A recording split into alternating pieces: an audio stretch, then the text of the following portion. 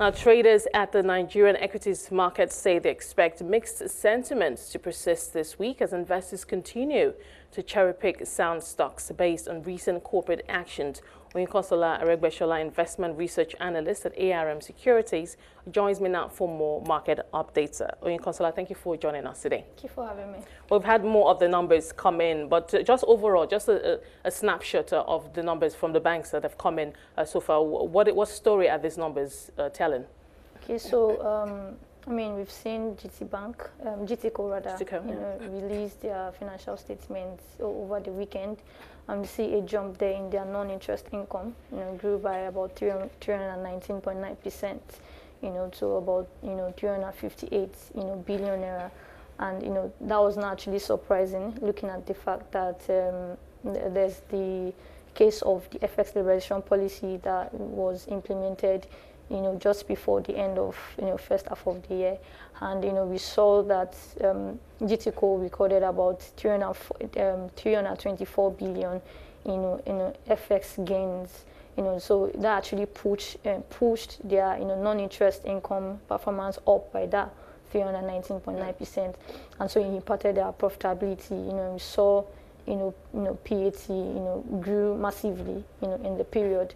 And we've seen investor sentiment around this already, and even from Friday up till today, we've seen buying interest along that ticker and generally in the banking sector. Now, for your earnings forecast, maybe in the short to medium term for these banks, would you be taking this FX revaluation that we've seen a number of them profit from as just a one-off event, or would you be changing your earnings forecast for these banks going forward?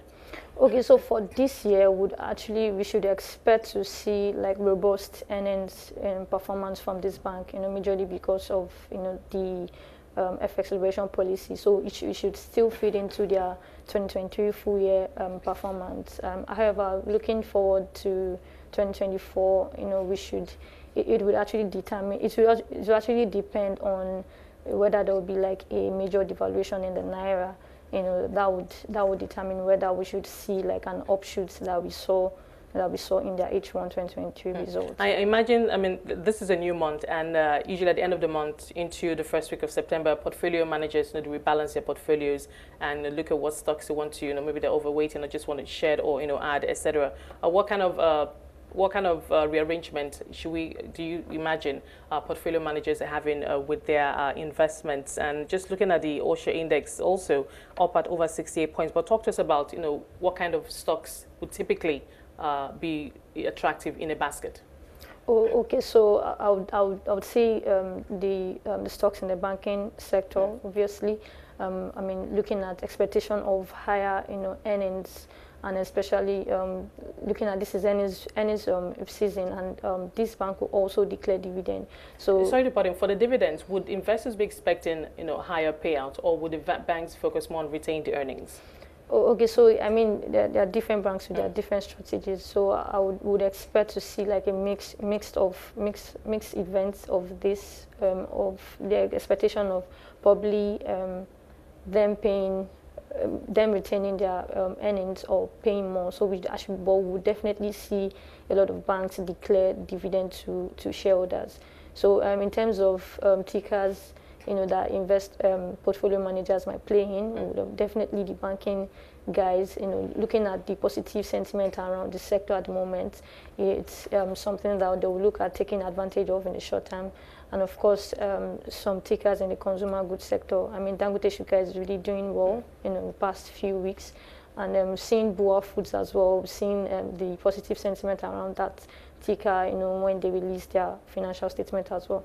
So it's been a really good year for investors, I must say. We're seeing a new high for the OSHA index, over 68,000 points. And just looking at the year-to-date performance for the sector, across the sectors, from the banking to insurance, banking over 62%, consumer goods, even with the shrinking consumer wallet, over 83%, oil and gas over 100%. It looks like, is it that, rising tide lifting all ships? Is that what we're seeing at the market? Okay, so I would say that this past few months has actually been eventful, especially with the new administration policies. Being a pro-market policies, it has actually helped drive positive investor sentiment, around most of these sectors.